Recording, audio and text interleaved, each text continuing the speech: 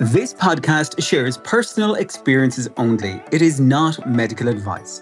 Always speak with a qualified healthcare professional about your own health decisions. Any treatments mentioned as part of our personal stories are not recommendations or promotion of any medication.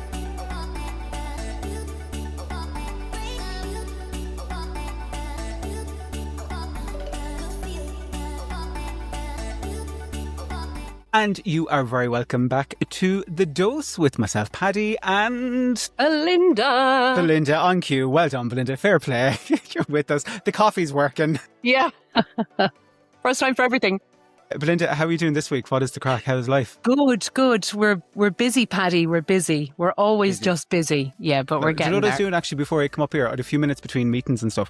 I was down on my walking pad. We haven't really talked about walking pads before. Yeah, you got a walking pad, didn't you? Yeah, I got a walking pad in September, and won't lie, it had done the whole Asher gather clothes for a little bit. When did you get it? September. I've used it, but I was like, no, right, I thought you'd just taken it out. Well, it got retaken out, shall we say. But yes, that's what I was doing Dusted here. off. So yeah, nice and energised. But Belinda, this is one of the lovely times whereby we're starting the show and we've a guest with us from the get-go, which is, I love it. Unusual. It's not just us. I get to talk to somebody else, not just you. Paddy, be nice now. We have a guest. I know, okay, behave. Valerie O'Connor, you are very welcome to the podcast. Thanks, Paddy and Belinda. Thanks a million for having me. Delighted to be here. So yeah, excited to have a chat with you now. Yeah, yes. It's like you are really intriguing. Like when we're looking for guests, we'll usually look for people like, okay, it would be great to get to talk to an expert about this, Yeah. Sometimes there can be little gems that we find, actually, this person is this and this. Yes. And which was fab. When we started, like initially when I came across your website, which is the Galway Nutrition and Therapy Clinic Ireland, that'll be linked in the show notes as well, folks. Here's somebody that can talk about nutrition. Here's somebody that can talk about the mindset part of things. You'd put up some really non-sensational, that's probably the best word, insights into some of the GLP-1 journeys that, you know, our listeners are kind of on as well. And kind of thought, this seems like just a wonderful person for us to try and get time with. So we're so delighted to have you, Valerie, honestly. Yeah. One of the questions I sometimes ask people at the very start is, what's your elevator pitch about yourself and what you do? Okay, yes, the elevator pitch or the unique selling point is what they say as well. USP. Yeah, no, guys, thanks for that lovely introduction. So my background is I'm a registered dietitian. I would have worked with the HSC for goodness, almost 30 years with in a kind of a clinical background, working with clients with food, nutrition and hydration. And then I suppose as part of that journey, supporting people making behavioural change, especially with chronic disease management, obesity, weight, health, diabetes, I would have seen that just, that the behavioural aspect of the work was as important as the nutritional aspect. So I would have gone on and completed training then in counselling and psychotherapy. So I've completed 5 years training in counselling and psychotherapy. Now, I am a trained psychotherapist, but I suppose I don't say that I'm a psychotherapist because I've stuck with the dietetic piece of the kind of the CPD and the hours and the kind of the recognition and the regulation and the registration, and I didn't follow that up for the psychotherapy because it would have been tricky to do both. So, but I think there's a lot of at the moment, there's a lot of people online kind of with sometimes saying they're qualified, but they mightn't have the figures or the numbers to back them up. So I am qualified, but I'm not registered and regulated as a psychotherapist. But I bring in a lot of aspects of my psychotherapy training into my dietetic practice. So yeah. What a phenomenal training to have, Yeah. Amazing. Yeah, thank you. Yeah. Really, my own sister over the last good few years has kind of been doing her training part-time as a psychotherapist as well and counsellor. Okay. And so it's been fascinating watching her journey, kind of, expanding her insights and doing all the hours she has to do and kind of meeting with people. There's a lot to it. So there's so much to it. I did that counselling and psychotherapy for a year in Southampton. And I'm doing a life coach training now at the moment as well. So just kind of fantastic. Bring my skills on a little bit. Brilliant.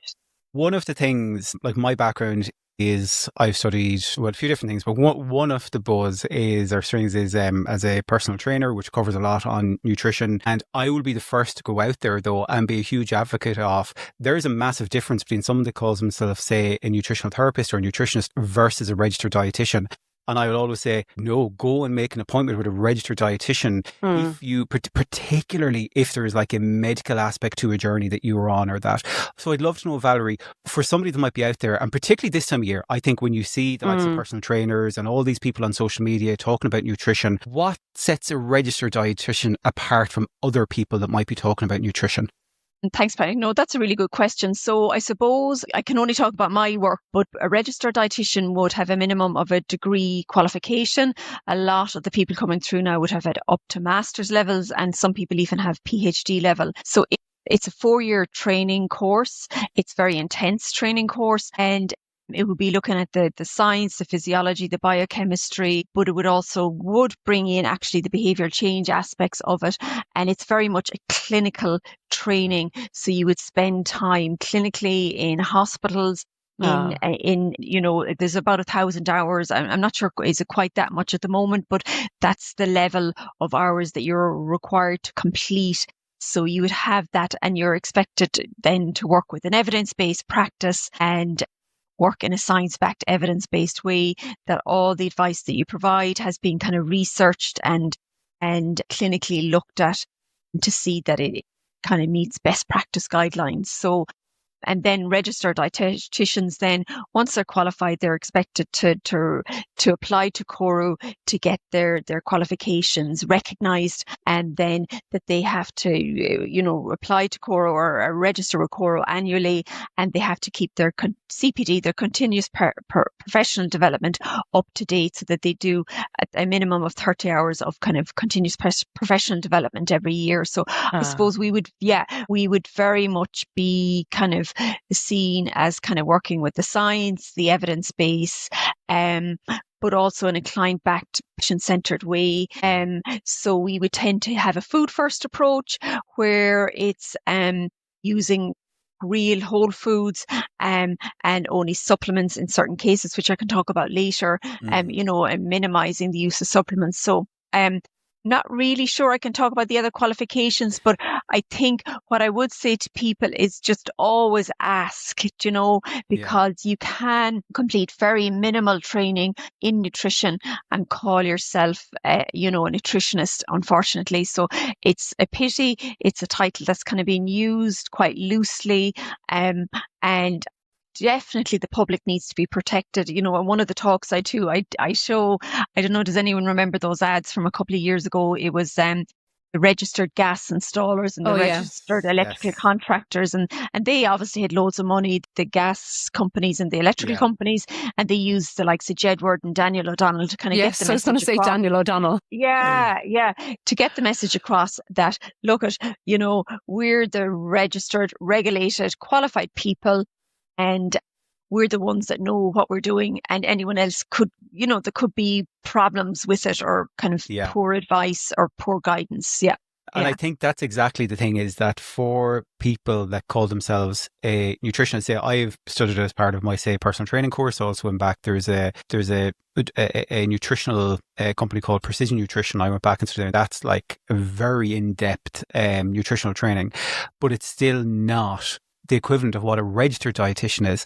And you could have some people that could be phenomenal insights and, great knowledge and all that kind of stuff in terms of nutrition. But as you say, like the term nutritionist, somebody could go and, do a part-time course for 4 or 5 years and it could be a nutritionist. Somebody could go and do half a day in a hall somewhere and call themselves a nutritionist. Yeah. Whereas a registered dietitian, it is a protected kind of title. Nutritionist isn't. So that's why I'm a huge advocate of go meet with a registered dietitian. Everybody, particularly on this journey, should get some appointments with a registered dietitian to help you on your way, to be check-in. I think there's so much value in it, and in meeting with a registered dietitian. Especially on this medication as well, the GLP. Yeah. When we start thinking about kind of food and support around food and stuff like that. I guess there's a few things that can kind of come to mind for people. A lot of people, when you start talking about nutrition or dietitian, be like, God, this is going to mean rules. You're going to restrict things. It means I'm already failing at something. How do you, I guess, from the get-go, Valerie, break down some of that maybe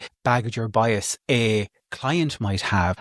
Maybe because of some of the way social media has made them feel, or society or friends or family or stuff like that. Or how do you start to help to introduce what a registered dietitian does for a client, or kind of how you can help them? I suppose, first of all, I mean, I work very much with what we can include in our food plans, in our day, as opposed to, it's bringing in the healthy foods, and the idea that the healthy foods, when we bring them in the right, healthy amounts, that it's not that we're telling people not to eat the what we call, the top shelf foods from the food pyramid, but we're trying to encourage people to eat more of the whole foods, the plant-based foods, the fruit and veg, the fibre-based foods, so when I do that, and when I kind of focus my message on what can I include, what can I have, what can I eat, what's good for me, what supports my heart, what supports my gut, what supports my whole body health,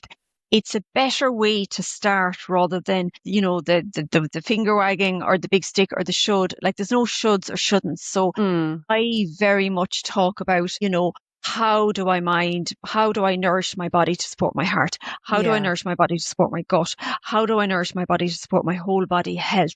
So it's focusing on those wins. Good for me, I had vegetables with my dinner every day.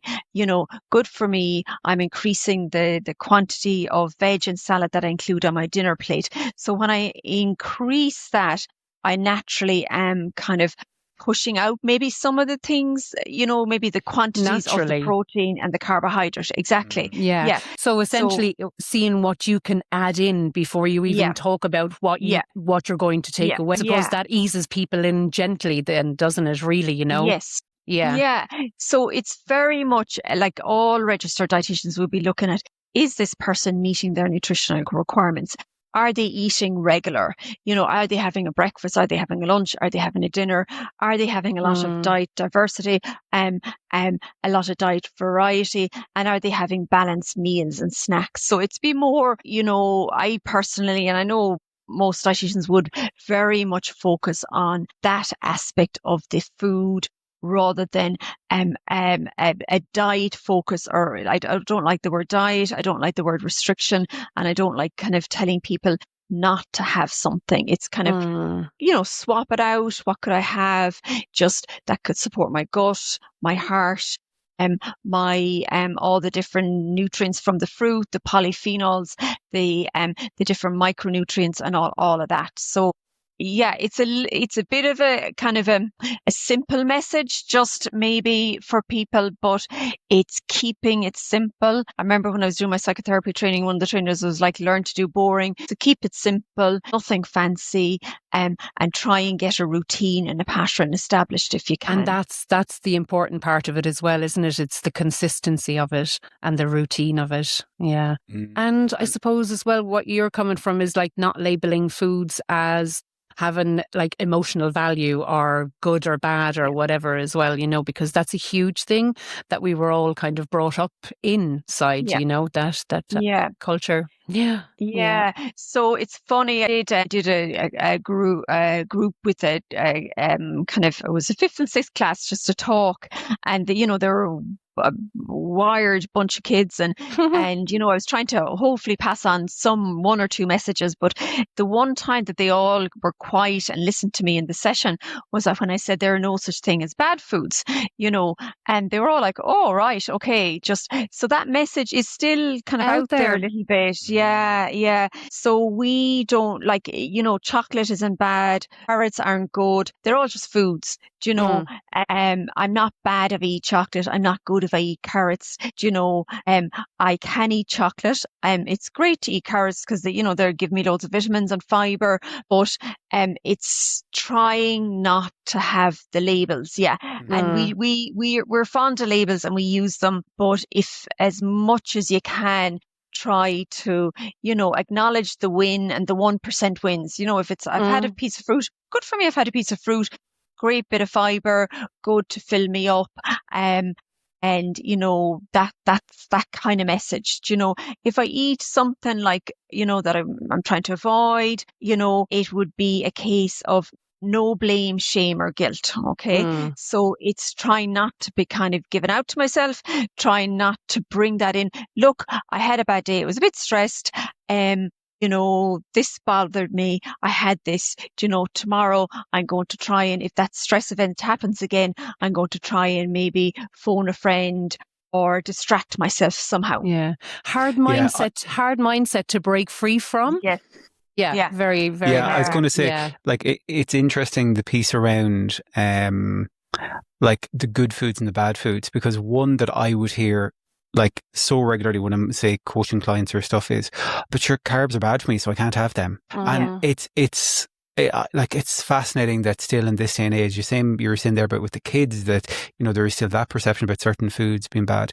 Even through all of the like various campaigns that have been done and stuff like that, people still see carbohydrates as a bad thing. And particularly when you're on a weight loss journey, that, oh no, I need to cut out carbs because they're bad. As opposed to, well, actually, like the way I usually talk about it generally with people is, well, what's going to support you on your journey? Sometimes that's going to be more of a physical, a metabolic thing. Sometimes that's going to be a mental or psychological thing where you're like, you know what, actually, I just fancy a bit of chocolate, and rather than deprive myself and let that deprivation almost play in my mind, well, you know what, I'm going to have a square, I'm going to have a cup of tea, and I'm actually going to enjoy it as opposed to feel shame or guilt about it, you know? No, it's giving yourself permission. If you have something, there's no point kind of beating yourself up. You know, that's just a waste of time. It's a waste of energy. It doesn't serve you. It doesn't help you. It doesn't support you. It doesn't mind you. It doesn't guide you to the next steps. So with the carbs, the carbs have got a bad press on and off over the years. So basically, we're trying, you know, there's often confusion about this fasting that we, you know, kind of, you know, you've probably heard of this overnight fasting or this time restricted eating. So, and that means, you know, that it's sending people, you know, they finish their last meal in the evening and they don't eat again maybe till 11 or 12, 1 o'clock the next day. But my brain and my body are constantly active. We're like a car that's moving, you know. My brain absorbs 20% of the carbohydrate energy that I eat comes into my body. So it's really important to, if it's a mealtime, to stop, sit and eat. Mealtime is breakfast, you know, 8 or 9 o'clock. Mealtime is 1 or 2 o'clock, and mealtime is 6 or 7 o'clock. So just people can get confused. Oh, I'm not hungry. Should I eat or not eat? Oh, I won't. I skip it. But if my body skips, the body gets confused. So it's coming back to that learn to do boring. Keep the routine, keep the pattern, keep the regularity.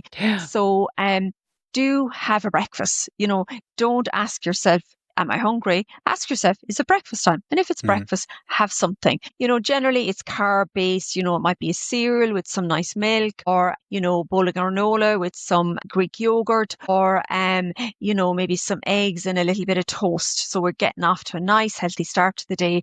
It's fueling my body. It's giving me energy, and it's fueling my brain with 20% of that energy. So I've got a great start.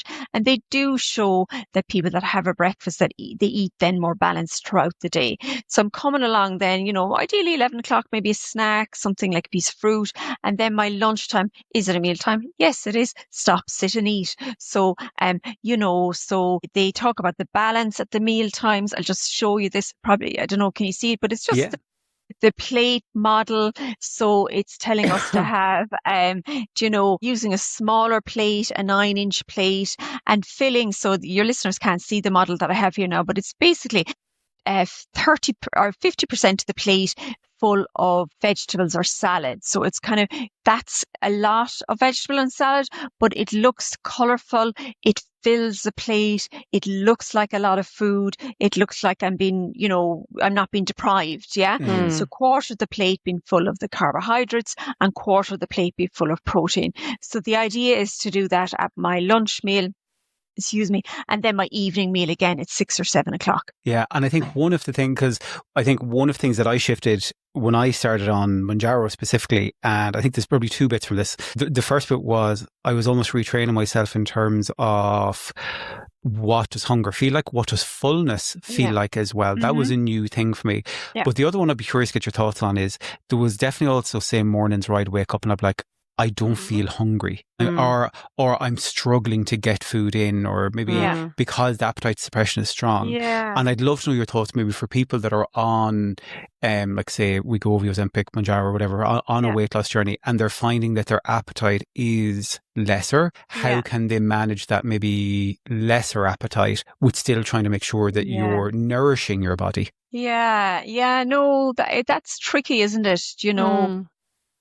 So a lot of the talk now with these medications is it's trying to use them as an opportunity to kind of relearn and retrain kind of healthy patterns. So I mean, I don't want to be forcing myself to eat, but the word breakfast is break the fast. So even if it's something small like a banana, you know, or a yogurt or something light, ideally, everybody's different, every case is different, but they do suggest to have something small, and certainly to hydrate as well.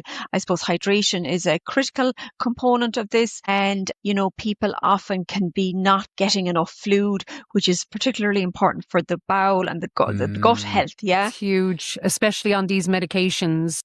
To keep hydrated, it's really important. I'm a big advocate. There can be, there's a lot of talk around, I guess, gut health as one kind of theme over the last few years. And then secondly, again, where folks are maybe on some of these medications, like things like constipation and diarrhea can be, some off the side effects that some people can experience.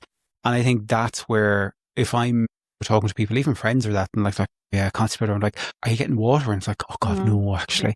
And it's I think a lot of the side effects sometimes can be linked back to the nutritional side of things or the hydration side of things for people as well. And it's funny because hydration is the last thing people usually think of if they have like a headache, or if they've got a grumble in their stomach, or if they're constipated.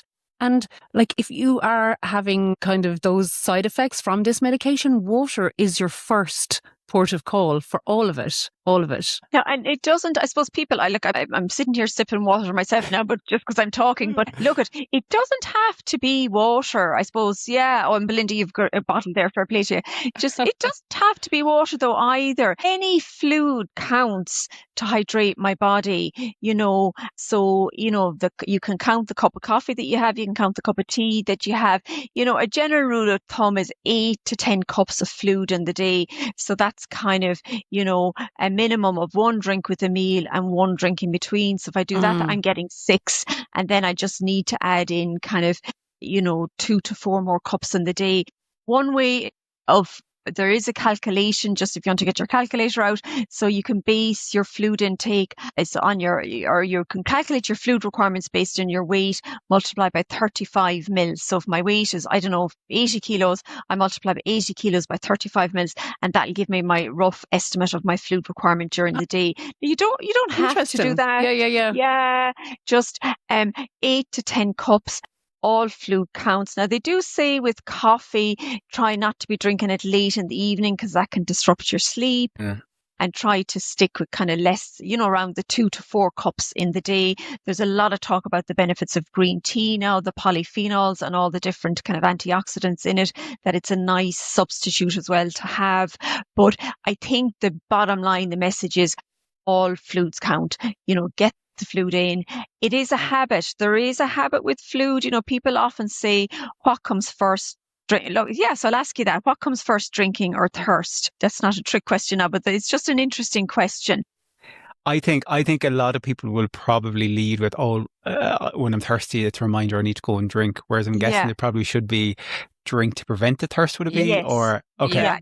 You're right. Yeah, you're right, Patty. Yeah, no, and Belinda as well. So it's I need to just drink, and the drinking then stimulates the thirst, because whatever volume of fluid I give myself in the day, my body gets used to that and will just request that.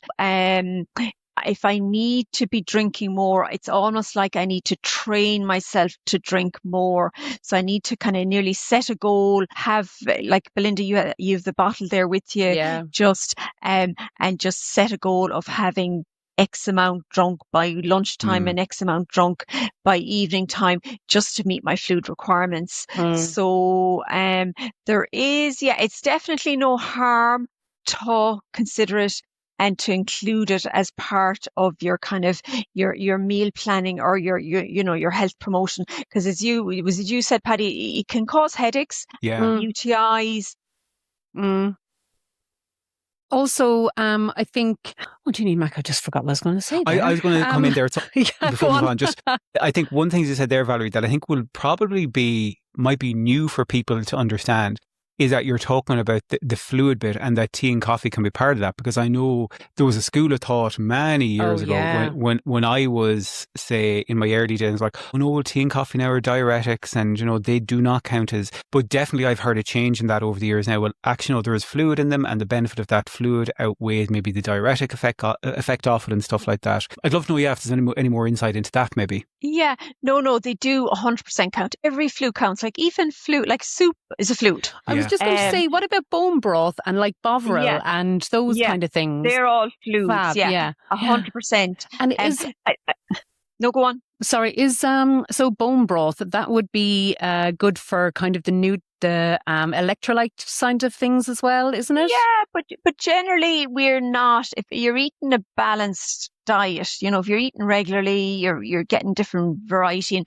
there's never a concern with any of those electrolyte deficiencies. Right. One good thing is my skin dry? The wee, look at your wee. If your wee in the morning is very concentrated, very yellow, maybe there's a little bit of odor in it, I'm not drinking enough. So your wee needs to be kind of pale straw coloured. That's a good kind of way of looking at it, a good guide to getting to deciding, is my fluid intake adequate or not, but it is very important, and all fluids count. 100% all fluids count. Yeah, that's brilliant. Yeah. One of the things a lot of people, I think, probably both myself and Belinda, and I'm sure you hear in clinic as well, Valerie, for people that have lived with kind of a life of dieting, is you're almost made to feel like everything has to be perfect, and if it's not, then I'll feck it, or I've ruined today because I've just gone and had a slice of cake that I wasn't planning on having. So I'm going to have that takeaway, I'm going to have that bottle of wine, I'm going to have this because you're feck it, I've messed it up today. And I think it's so important, potentially helping people understand it's not about perfection. It's not about, and like one little thing in the day doesn't mean that day is gone. Like, yeah, no. And it's so sad to hear that, and hard for people. It really is. My heart goes out to people. So basically, there's no blame, shame or guilt in any of this. Weight management is no one's fault. It's the environment that we live in. If you go back 100 years, nobody had weight on. It's this obesogenic environment that we live in, and it's not supportive or protective of us in this weight management piece. So I think, if I had a day that was particularly challenging, or I had stuff I didn't plan to have or didn't want to have or didn't need to have, that's okay. Every day is different. Yeah, exactly. It's, it's kind of even just naming it. Look, do you know what? I had that piece of cake. It was my son's birthday. Do you know, I want to celebrate it with him. I kind of had that bar of chocolate. Do you know what? I was really tired. I was rushing around. I stopped in the garage for petrol. I grabbed it. Do you know what? Next time, if that happens, I'll buy a smaller bar with a banana, so it's, or have something in the car. Exactly. Handy. The thing is as well, Valerie, I suppose for like decades, people coming out of the yo-yo dieting phase, and what yo-yo dieting, restricting and relapsing and regaining would have done to their metabolism, like metabolic adaptation and things like that. It's a tough thing to pull back, And when you say to pull back the weight, is it, or the eating pattern? The eating pattern, the weight regain, the restriction over and over again. I like to call it the 4 R's: restrict, relapse, regain, repeat. And that's the cycle that I would have lived in for 30 years. No, which was very difficult, Belinda. No, it is. It's the nature of the condition. It is a chronic condition. It's now, recognized as a chronic recurring relapsing condition. It's heterogeneous, which means that it's different for everybody.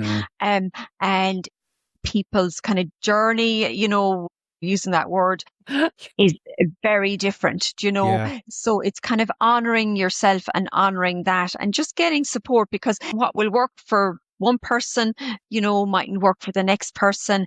And it's recognizing that piece in it, so it's that self-compassion piece. I suppose that's where that whole. And I suppose comparison as well, that's where, that's so damaging as well, where you say everybody's is different, because everybody's starting point is extremely different. No two people in the world has the same starting point, and no two people in the world have the same biology. Nobody's past history with their diet is exactly the same either. But yet, when we go on social media or when we talk to people that are on the same kind of track as us, the first thing we do, even if it's intentional or unintentional, is compare ourselves to other people. You'll hear like we can't seem to not do it, Yeah. It's like, oh, well, how much did you lose in that amount of time? Or how much did you lose on that dose? And or that's the how most much did you lose in those question, calories? Paddy, isn't it? Yeah, it's fascinating. Yeah. Whereas I'm like, it's not important. We try to me not to talk about weight or losses or pounds or stones or things like that, because we're trying to get people away from that, and we'll see it dropped in the comments all the time. How long did that take you? How much have you lost? How long did it take you? It's like, well, what does it matter? Because everyone's different. Yeah, no, and I suppose you touched on a couple of points there. It's like, I remember getting a piece of advice once. It was, put your blinkers on and eat your own bucket of oats. Yeah. As in, don't be looking at what this one is doing or what that one is doing, because your journey is unique to you. Yeah. Where you're at is your piece.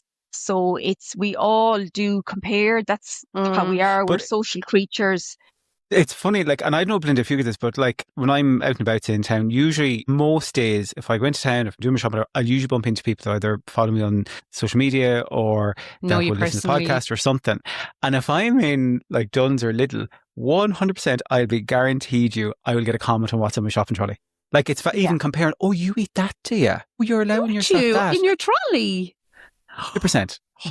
Happened the other day when I was in Centra and somebody was talking, I tell people that you're having crisps. And I was like, oh my God. It's just fascinating though, even that perception that people have of what balanced food intake can look like. Yeah, exactly. What it can and can't be.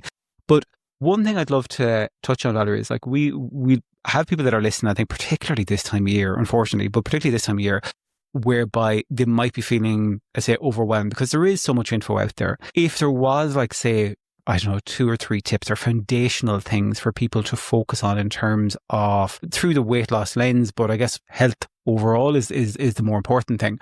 What would be the things that you would recommend maybe people to start looking at initially or refocusing on? Yeah, so I mean, it's keeping it simple, learn to do boring, get into routine with it.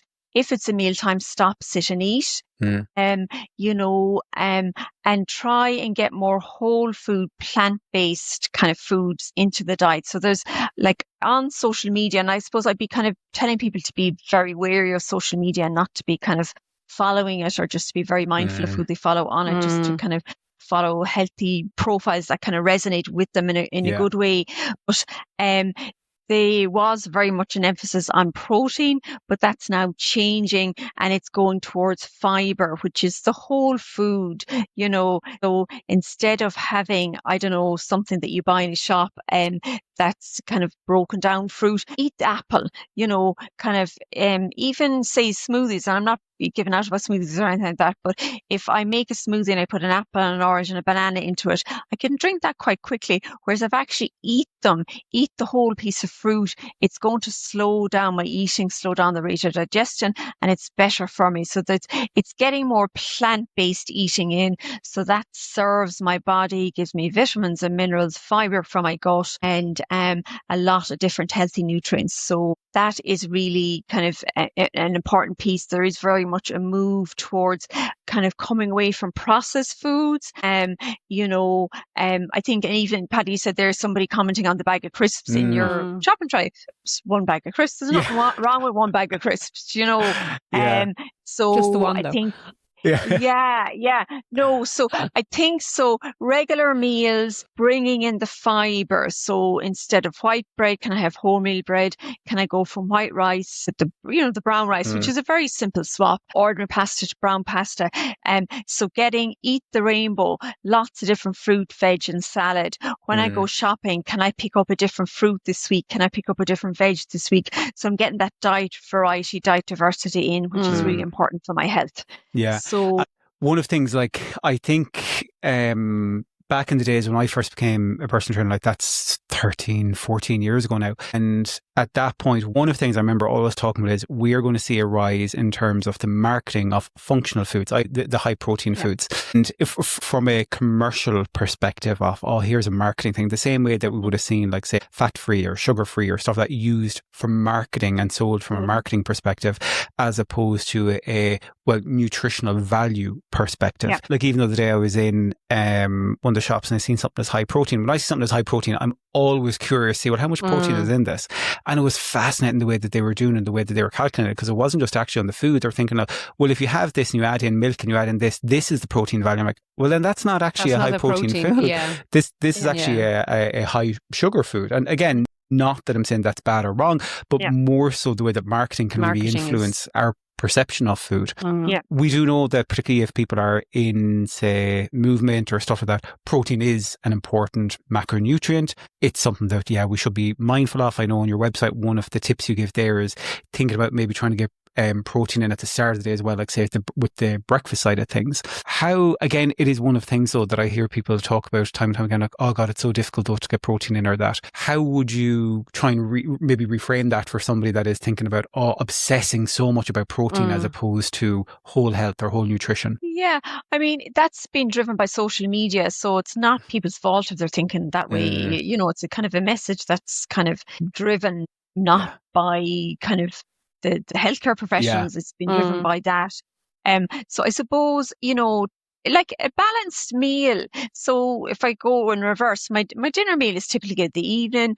Irish dinners are, we eat all kinds of foods, but I typically tend to base it on something starchy, carbohydrate, my potatoes, my rice, my pasta, my lots of lovely vegetables, and then my meat, my chicken and my fish. Or for anyone that's vegetarian or vegan out there, you'd be bringing in the pulses, the peas, the beans, the lentils, the nuts and the seeds. So automatically, by just simply doing that, you're getting enough protein. And the same with the lunch and fibre as well, Absolutely, 100%. And the lunchtime, if you're looking at the protein, people tend to have maybe a wrap or a sandwich or a bit of bread or maybe a baked potato, and they have a little bit of meat or chicken or ham or cheese, and then your lovely salad with your nuts and your seeds. The animal is the protein. Automatically, by having a standard sort of a sandwich with lunch, you're meeting your protein requirements.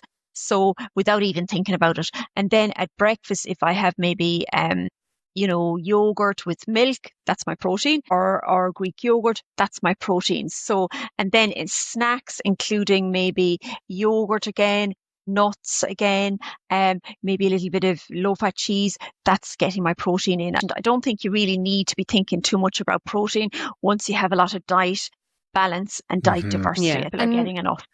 Thanks, Valerie. And can you speak to fibre now as well, because especially from our point of view, from this medication, fibre is so important. So easier ways to kind of get that into your diet, or are we already eating it and we could just add some more? They do say that none of us are getting enough. So fibre, like we evolved from, if you think of the going around in the savannah, 10,000 years ago, we evolved as hunter-gatherers, right? So if you think of the guy going around, the myth is that he was going around killing animals, but he wasn't, because he couldn't catch them, I'm sure, unless he was very lucky. The gatherer piece was more what these guys were doing out in the savannah. So they were gathering fruit, fibre from the ground, seeds, nuts, anything that they could get their hands on as they were moving around the place. So we evolved eating a lot of that fibre, but as the modern world has kind of come around, we've cut back in it or cut down in it. So the message is very clear now that we need to get a lot more. So fibre is fruit, vegetables, whole grains, bread, rice, pasta. It would be nuts, seeds, peas, beans, lentils, and all of that kind of stuff. So it's trying to get more. So keep it simple. Don't put yourself under pressure to do it. One swap would be, if I have white bread at breakfast, can I pick up a brown bread? So at lunchtime, if I normally just have a ham sandwich, can I add a bit of tomato? Can I add a bit of cucumber? So keep it simple. And at dinner, if I always have carrots at my dinner, well, can I just, buy something different, switch it up? And the peas, the beans and the lentils, the pulses are very handy. We can have them as tins. They're cheap as chips. Keep them in the fridge. If I'm cooking a spaghetti bolognese and I normally just have spaghetti, or and the mince and the ragu, could I add in maybe more carrot into it and more onion? Can you use lentils and things like that? Somebody told me red. I've never had them now, but red lentils. You can, very good. Absolutely. They're brilliant. They are a really good source of fibre, really good for us, and I can add them into anything. Yeah. Absolutely anything. My aunt is a chef, and oh wow, retired chef now, but that means great because she's got more time to make me dinner from time to time.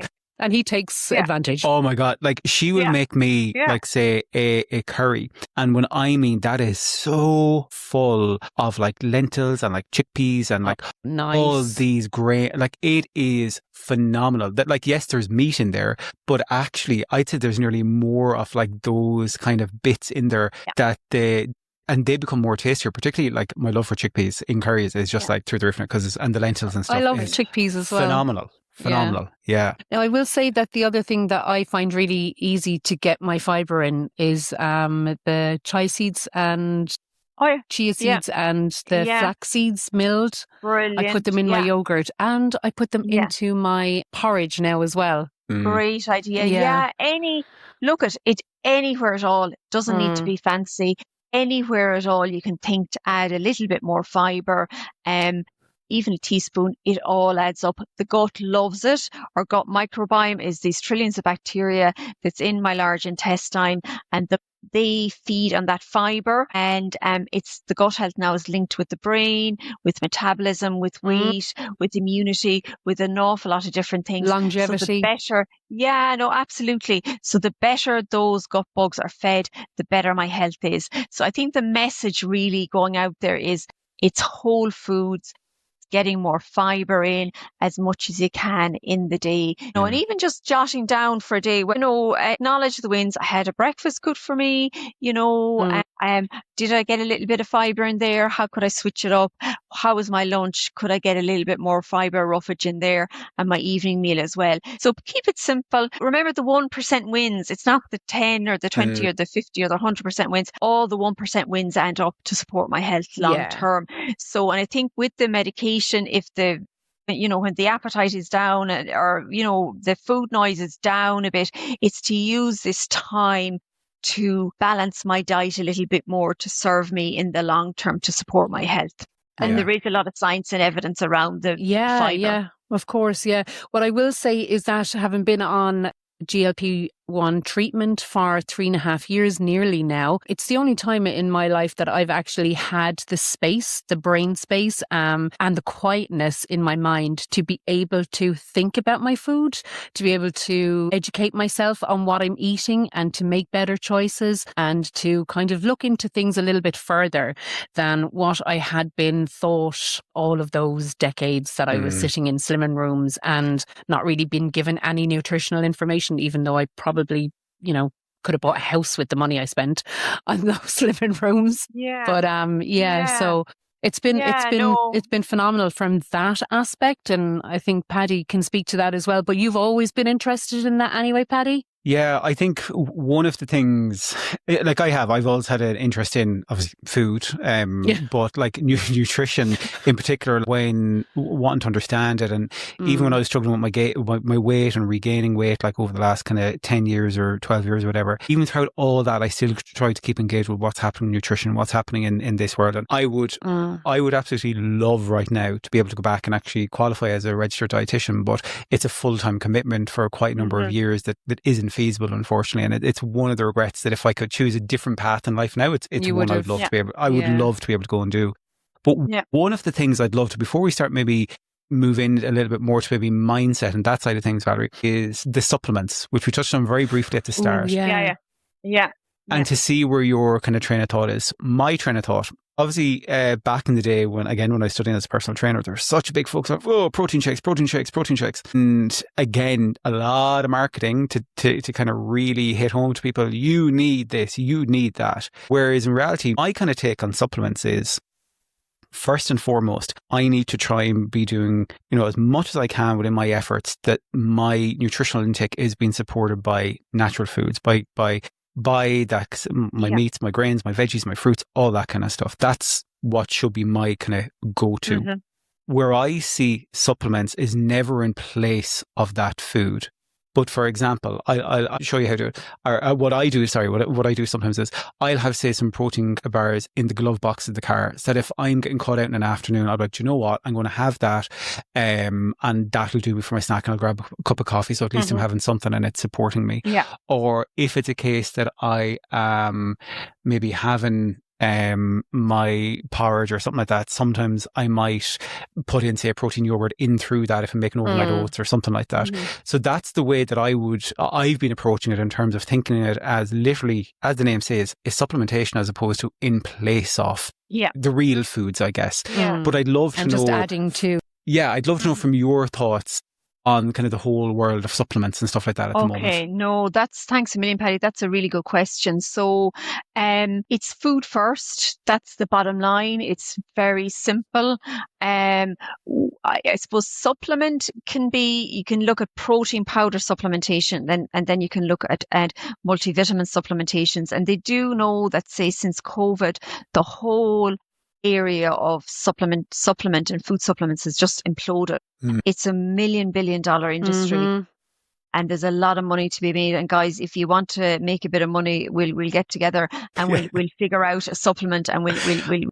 I had somebody come to me, no word of a lie, last year, seeing what I set up, like protein bar and all that, and I was like, not my.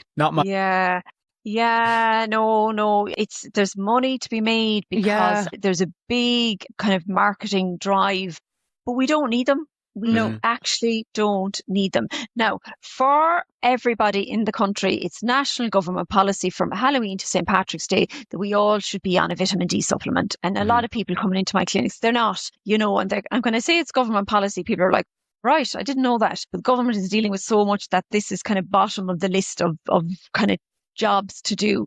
So just get one from your chemist, and from Halloween to St. Patrick's Day. To be honest, I take one all year round myself. I'm pale skinned. I don't get the sun. I burn. So I take it all year round. So it's 600 micrograms, and some people take up to 1,000.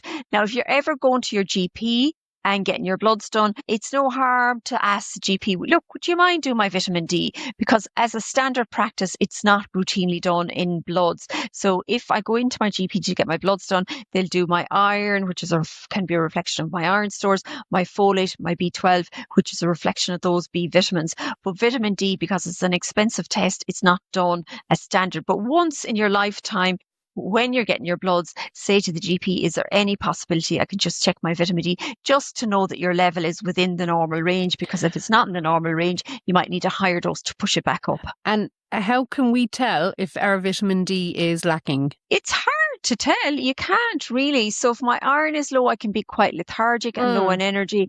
Vitamin D could be low and I may not even know it. Now, I've had a few people come into me in clinic and their vitamin D has been low, it's been corrected, and they noticed their energy was different. But the main job, or the first main job of vitamin D, is to help my body absorb calcium. So I need to have adequate calcium in my diet. So for adults, that's 3 servings of calcium every day. So serving is a cup of milk, a serving is an ounce of cheese, or serving is a pot of yogurt. So I need 3 of those. Now, if you're not sure if you're getting enough calcium, there is a very good food fact sheet on www.bda, which is the British Dietetic Association. I think it's .co.uk or .uk.com, but just Google British Dietetic Association food fact sheet on calcium, just to see if you're getting enough calcium, right? So that's the calcium piece. And people can be low on that. When we look first as dietitians, is this person getting enough? Are they meeting their nutritional requirements? And that will be one nutrient that you can kind of check, right? So I need my vitamin D then to help my body absorb the calcium. So long term over my lifetime, if my vitamin D is low, it may mean that I'm not absorbing calcium. So it's definitely a nutrient that people need to supplement. All women of childbearing age should be on a folic acid supplement. And then if you get your bloods done, you get your iron, your folate, your B12 checked. The hope is they're normal, but if not, you'd be supplementing. But it can be unusual enough. So that's supplementation. I mean, people that are vegan might need a B12 supplement. And generally after that, it's case by case. Now you go into the health food shops, there is a plethora of stuff. Honest to God, it's a money. It's like the Wild West. It's a money-making business. When I don't have a bottle now, but again, I suppose even if I had, your listeners wouldn't be able to see it. But when you pick up a supplement, if you go downstairs and if there's any supplements in your kitchen, it'll label the supplement, the product. So it'll be iron or folate, it'll be 12 or whatever. It'll label the amount of the supplement, and then it will be percentages. Okay. So I want the percentage of any supplement that I'm on to be just 100%. Okay. So basically, I have seen supplements that have been 10,000% or 2,000%. I don't need 2,000% of anything. Because you're just, am I right in thinking that more often the body's just going to pass that anyway? So it's almost a waste of. Yeah, exactly. Yeah. And do you know? There was two questions I was going to come in with. One being about, we would have, obviously, the main core of our listeners are people that are on a weight loss journey. And one of the most common kind of things that can come to us is people that are saying, oh, I've noticed maybe some hair loss as I'm losing weight. So that can sometimes be a thing. So I'd love to know if there's any kind of things that people should think about if they're seeing that. And again, like we know that can happen with any weight loss, not just a medicated weight loss, but that sometimes can be a thing, is specifically maybe is there nutrition or hints and tips to think about that. And then secondly, maybe for women that are perimenopausal or menopausal, if there's additional maybe considerations they should have from that kind of supporting their body. Yeah, no, good question. So hair loss is upsetting, isn't it? You know, kind of worrying, or you're like, oh gosh, what am I doing? Anybody that's on has adequate diet diversity, adequate dietary variety, generally isn't deficient. So what I mean by that is getting your fruit and veg in, getting eating your regular meals, having lots of diet variety as per the food pyramid. Look, the food pyramid has been around for donkey's years. We've all looked at it at some place in our lifetime. The bottom shelf has the fruit, the veg, the salads. It's encouraging us to have 60 or up to 7 portions of those in the day. The next shelf is the starchy carbohydrates, so to include those at all our meals. The third shelf is the calcium, 3 servings in the day, and the next one up is the protein. So generally, people aren't deficient. Now, definitely maybe go to the GP, get your bloods checked out just to rule out any deficiency there. Sometimes if people are worried, they could go on, for a couple of months, a general multivitamin supplement, but nothing fancy, nothing high dose, general, like Boots. And now I'm not promoting companies or products or anything, but Boots does the A to Z.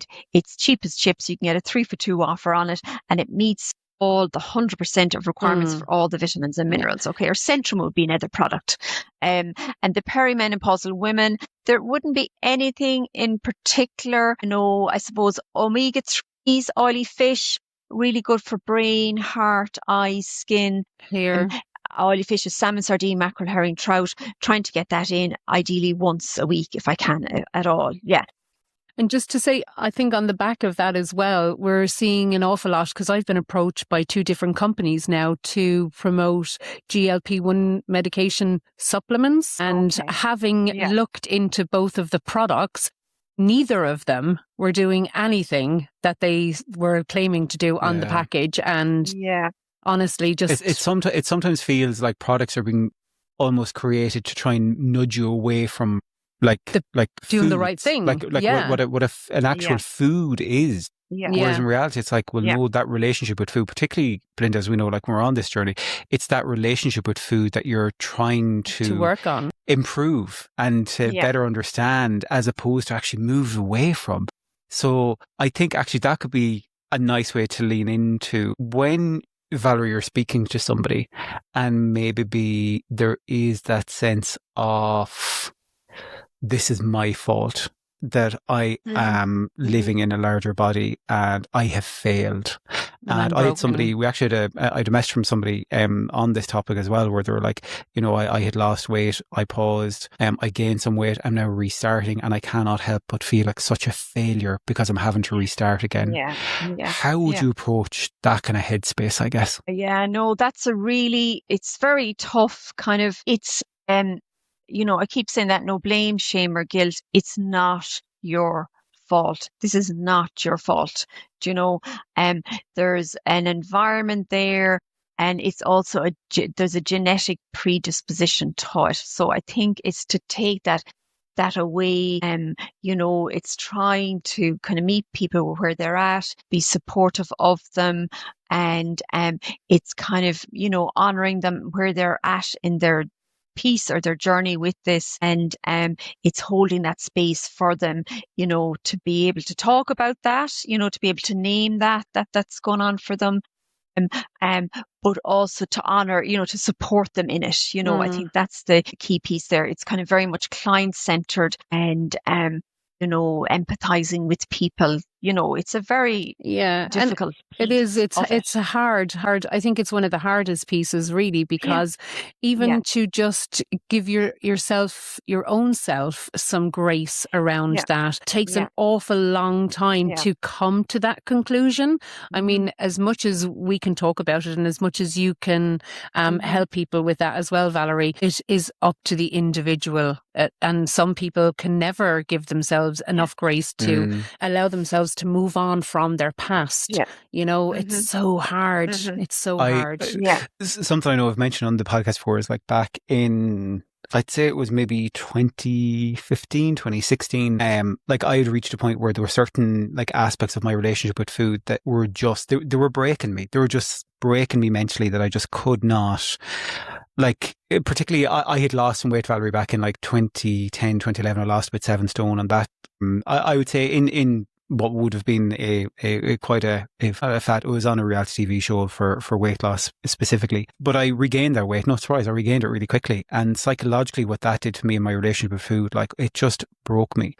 And at that time, this is why I'm such an advocate of kind of therapy and that kind of thing as well. I went to a therapist at the time, and it was one of the best investments I made, because there's still to this day, like nearly 11 years on, that I will reference back things that she told me. And like, but in terms of the hold that our minds have on us, there was something as simple as, she's like, Paddy, I just want you to tell yourself that you're wonderful as you are. Like just as you are here today in front of me, you are a wonderful human. And I sat there for an hour as a grown man and cried in her clinic because I could not say those words. And it was as much just, as you wanted to believe it. I wanted to believe what this person was telling me, but I just, I couldn't. It just, like, and we left and we picked it up the next session, and I kind of obviously, you know, kept thinking about it, and like hard week went through then thinking about that as well. Yeah, you know, but it was kind of brought up a lot. Yeah, it was kind of well, how do you think your friends would talk about you?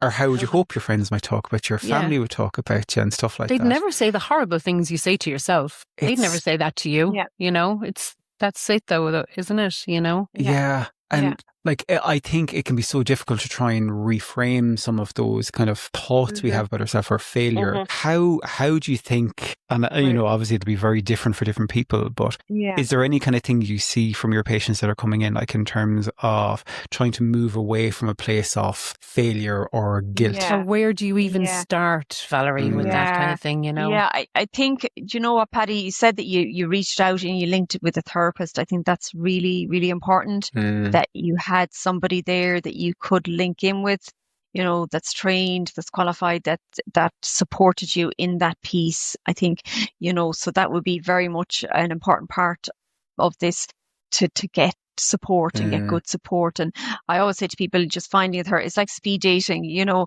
you meet different people and you might connect with this person or that person or the other person, but you meet a few of them until you get somebody that you like, that you want to work with. And the self-compassion piece is, I don't know if Kirsten Neff, she's wrote that book on self-compassion. So she would talk about, that if I'm in a crisis piece, that this is a moment of suffering. Suffering is a part of life. May I be kind to myself in this moment? May I mind myself in this moment? So it's very much that kind of nurturing, minding, caring, self-care piece. Talk to yourself like you would talk to a friend. Our brain has a negativity bias. We're wired to kind of let the negative kind of be there because, we evolved again from the hunter-gatherer, where they're out in the savannah and they're kind of watching all the time for the predator to come.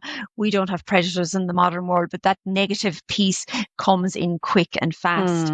And it can be very debilitating and damaging and kind of, defeating for us, in any chosen journey that we're struggling with in life. I think that piece that you did, Patty, by linking in with somebody is very, very important. So that support is vital and essential. Yeah.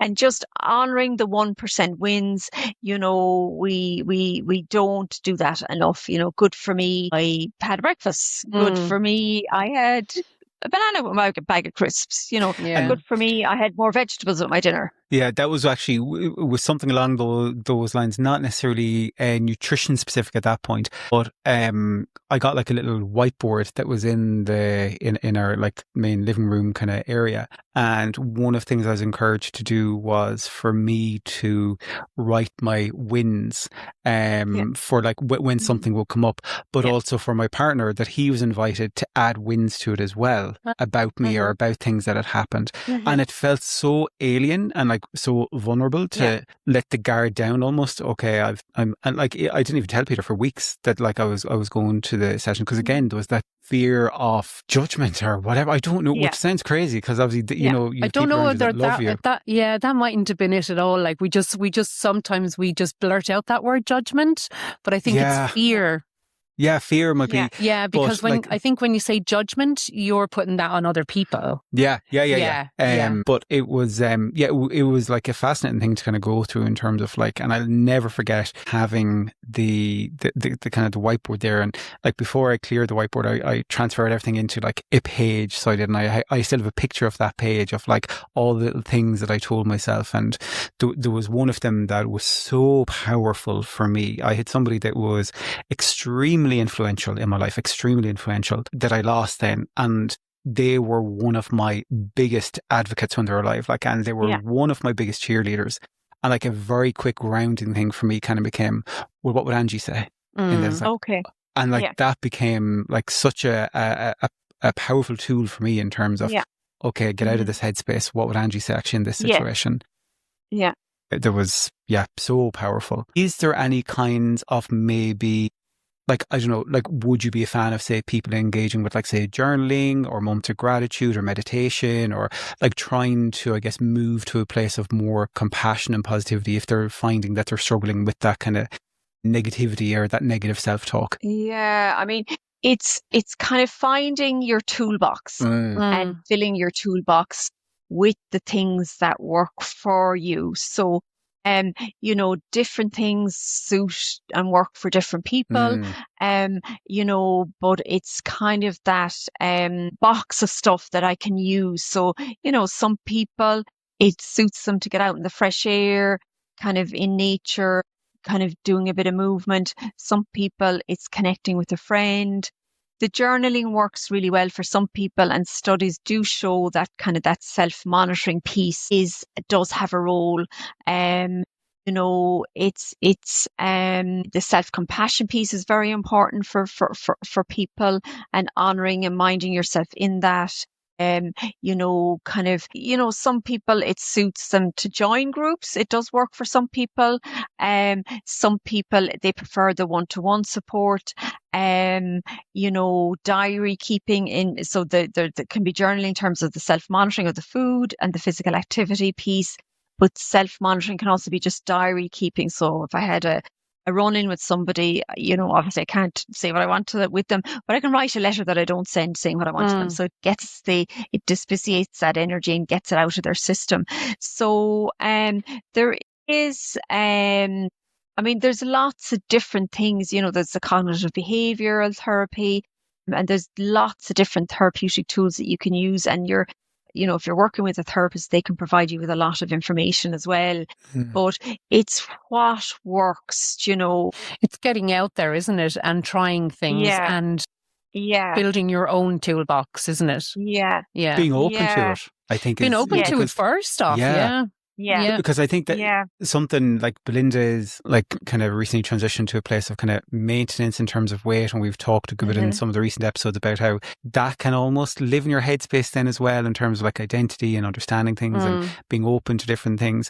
But I think it can be a case as well, like when you're on, when you have that kind of headspace, or if you feel that you're struggling, is just trying to connect, as you say, and trying to say, okay, well, who is the best person in my toolbox right now for this part of my journey? Who can help me here? And who's the expert that can help me here? Not social media. Like, who is the right person that can your therapy? Who's the right person that can help me on kind of this bit?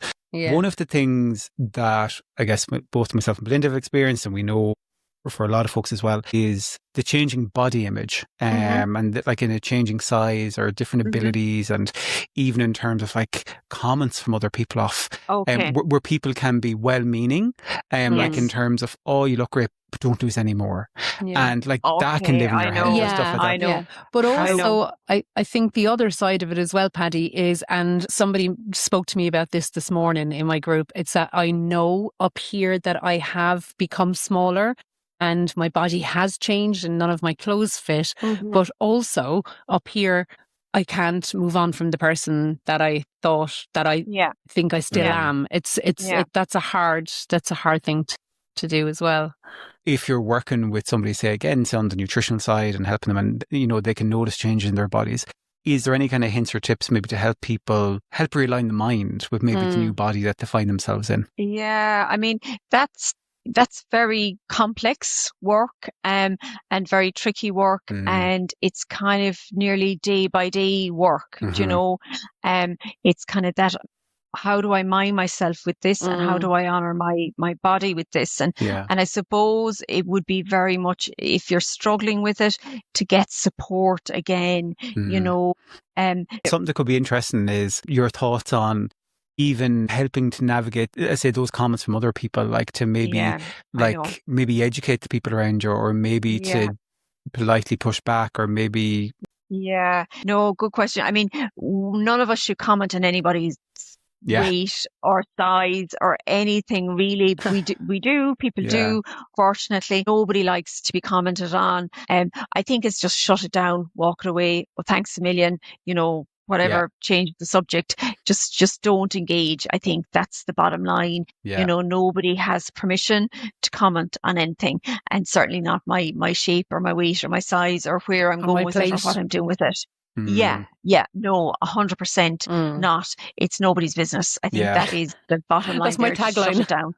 No, good on you. What do you say?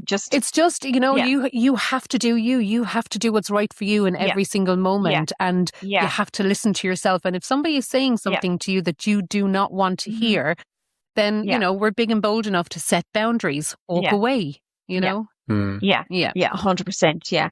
It's, how am I? Where am I at? What suits me? How am I feeling? How does that make me feel?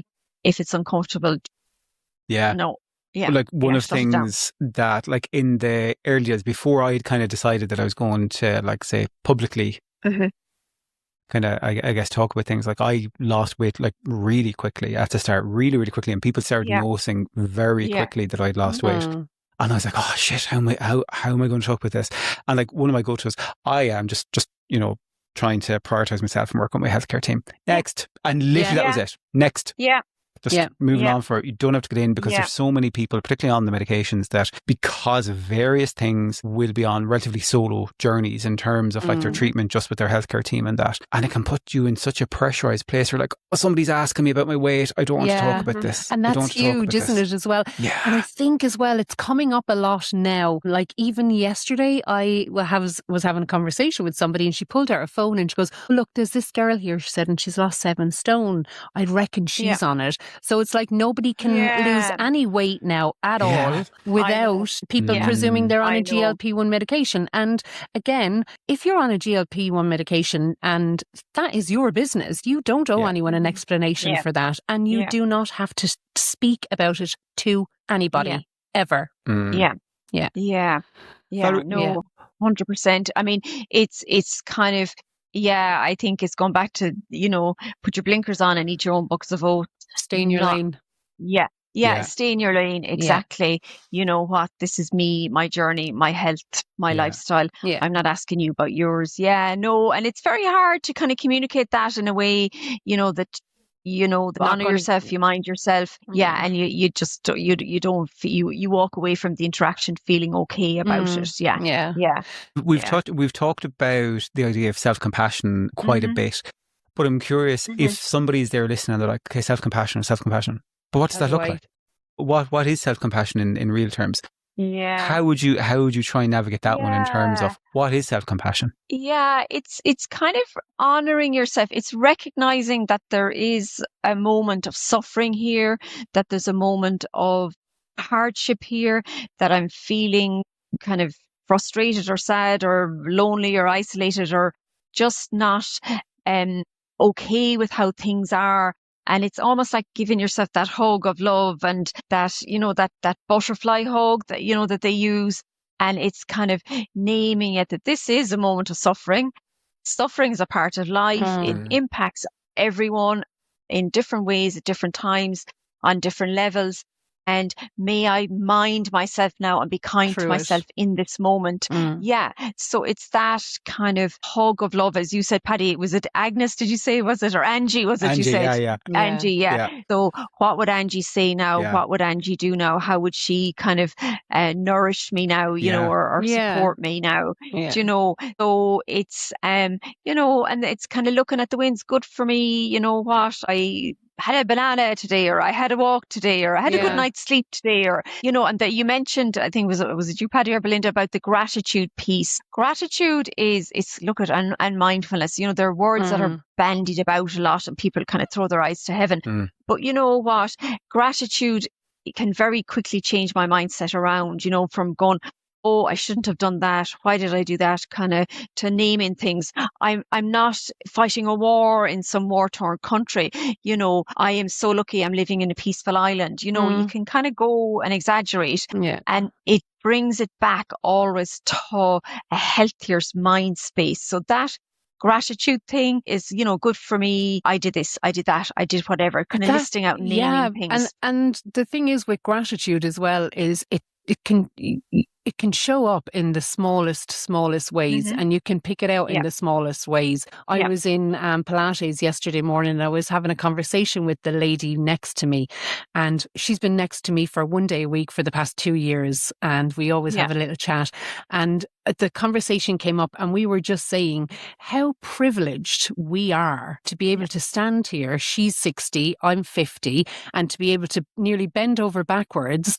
And how privileged we are to have the time to do this and to have the healthy bodies to do this, and to have because that is self-compassion as well, to letting yourself go to those kind of things and minding yourself and being kind to yourself. They're acts of kindness towards yourself. Yes. Yeah. No, I think it's a lovely one. It's a simple, quick, easy one that you can do. And the other one, so mindfulness again, or meditation, it kind of gets a bit, oh, what's that all about? Or it's not really for me or whatever, but I can be mindful washing the dishes, I can be mindful, kind of putting a spread on my bread. So it's trying to just come out of that thinking mind and, feet on the ground. I'm sitting back in my chair. The back of the chair is supporting me. My feet are on the ground. The arms of the chair are supporting me. It's that kind of grounding piece that we all need to kind of do or connect in. I don't know. Do any of you, yourselves or your listeners, use that Insight Timer app? Do either of you use that? No. It's a lovely app. I use it every day myself. No, it's free. It's free. So I'll just bring it up here. It's Insight, INSIGHT. Insight. One word, Insight. And the other word is Timer, TIMER. I'm just opening it up here now myself. I literally use it every day. So they have hundreds and hundreds and hundreds of everything on it, right? So I can do breath work with it. I can do meditation with it. I can do help me to sleep. I can do music, say. So if I'm finding it hard to concentrate, I'm trying to do a bit of work. They do different kind of binaural beats it's just background music that helps me concentrate doing my work. At the end then of it, they have a little bit, hang on now. So if you go up to the top or right, left-hand corner there, they have for therapists, would you believe? But you can connect into that, and they've lovely free, like it is specifically for therapists, but anybody can connect into that. And there's lots of different leaflets and resources in it that are very supportive of health. Exactly. Yeah. So it's funny. I went in to look at it. I actually used this about, I'd say 3 years ago when I was having trouble sleeping. One of my friends, or my friend's sons, who was like 17, he actually told me about it. So he did that. He was using it and that he found it really great. So that's gas now, because I went in, it was like, oh, re-download. I was like, oh, I've had this before, which is great. But, it's a lovely app, and for whatever you're going through, there'll be something to match that, to kind of give you a little bit of, maybe a bit of background music or a bit of a chat or whatever, to support you. There's so many things there. Yeah. Thank you for that, Valerie. Thank you. Yeah. Valerie, I'm going to ask you one final question. Then I don't know if Belinda might have a final one or not, but I'd love to know, looking at, I guess, the space of society, okay, and in terms of the world that we live in, if you had a magic wand, either from a place of nutrition or from a place of mental wellness, what's something you'd love to change? Gosh, I know. And to be honest, when my clients in clinic, I always ask them that, if I could bring a genie in and you had 3 wishes, what would you want? That is a really brilliant question, Patty. I suppose to take like an easy one would be that, that wouldn't take a genie, would be, this is not your fault. No blame, no shame, no guilt. This is not your fault. It's to kind of take that. And I could even just feel myself getting a bit emotional now just saying that, because we do blame ourselves for things that happen or go wrong in life. And I think just for anybody, working with managing their weight, I think it's just bringing in that piece of, taking away that blame, shame or guilt from them, that and it's to bring in a more supportive, kind of holistic kind of support for them, I think, so, and that is kind of, it's a win, it's doable, and it doesn't take, a genie, just like, because, I could go on, in terms of weight, it's so complex. There's so many things that would need to be worked on. But they are getting better. There is nothing wrong with using these medications, if it's whatever works with you, as long as you take them with your healthcare provider, and you do it in a balanced way, and you keep an eye in and get your health checks done. There's nothing wrong with taking them, and they work. They do work. Yeah. And Valerie, I'm just wondering then, have you had many people in your clinic coming in these medications, this treatment now? Yeah. No, it is increasing. And I suppose people come, in an ideal world, the HSC, so I worked in the HSC for 30 years. So in an ideal world, the HSC should be providing a service that people can go in, meet a dietitian and just see, is their diet optimized? But any of the stuff that I read there, they are recommending that people just get, even as a once-off, get a nutrition assessment done with a registered dietitian. Am I getting enough calcium? How's my vitamin D? How's my iron? How's my fibre? How is my meal planning?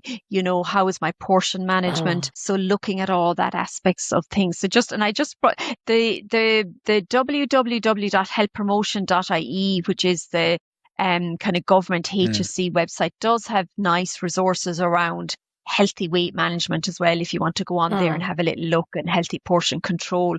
But I suppose it's just keeping it simple. So I don't know, am I answering your question there, Belinda? So just thanks. So do people come into my clinic? No, they do.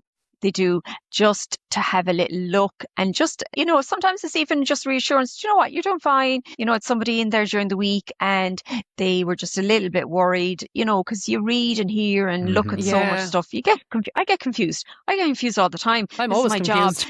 job. So, So it's even just that they sit down with the dietitian and kind of look at their diet, and it's kind of, you know what, you're doing fine, fair play to you, you're doing mighty, or do you know what, bring a little bit of this in or a little bit of that in, it might be no harm. Perfect. So, yeah. That's what people need, isn't it? Yeah. Valerie, thank you so much for your time. I know we took way more than your time than we originally thought, but just such great conversation. Thank you. It's phenomenal. And Paddy and Melinda, you're fabulous. You've lovely energy, and I could hang out with you all day long. So it's fantastic. Yeah. Thank you. Yeah. So fair play to you for bringing this in and highlighting it and being a support and a space and a place for people to connect in. So it's lovely. Thank you so much. And of course, for anyone listening, we will have Valerie's kind of contact details and all that in the show notes as well. So you can, if you are looking to connect with somebody that can support you in a compassionate way and can help understand the journey you're on, you can find Valerie's details in the... And Valerie, actually, is it all in person you do? Do you work online with people as well? I do online as well. I work with people. I kind of try and... I have clinic days, but I can accommodate people on different times, and I also do online, and that can be quite flexible. No, that's brilliant. Valerie, thank you so much. Really appreciate your time. You've been really gracious. Valerie. Thank you. Thank you so much. This podcast shares personal experiences only. It is not medical advice. Always speak with a qualified healthcare professional about your own health decisions. Any treatments mentioned as part of our personal stories are not recommendations or promotion of any medication.